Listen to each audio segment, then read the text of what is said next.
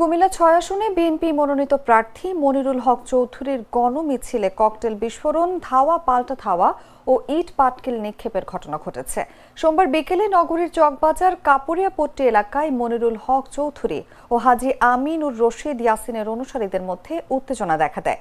প্রত্যক্ষদর্শীরা জানান, বিকেল ৪টার দিকে চকবাজার থেকে গণমিছিল শুরু হলে কাপুরিয়াপট্টি এলাকায় মিছিলের শেষ ভাগে সংঘর্ষের পরিস্থিতি তৈরি হয়। দুই পক্ষ ধাওয়া পাল্টা ধাওয়া ও ইট পাটকেল ছোড়াছুড়িতে লিপ্ত হয়।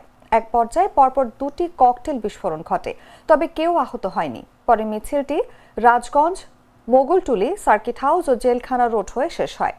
ইয়াসিনের অনুসারীরা অভিযোগ করেন, মনির চৌধুরী বহিরাগত লোকজন এনে উত্তেজনা সৃষ্টি করেন। আর দুপুরে জেলা বিএনপি কার্যালয়ে রায় উপলক্ষে মিষ্টি বিতরণ চলছিল।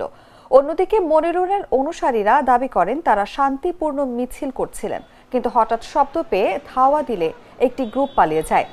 এ বিষয়ে ওসি মহিনুল ইসলাম জানান, দুই পক্ষের ধাক্কাধাক্কি ও ধাওয়া পাল্টা ধাওয়া হয়েছিল এবং কয়েকটি পটকা সদৃশ বিস্ফোরণের পর পরিস্থিতি দ্রুত স্বাভাবিক হয়।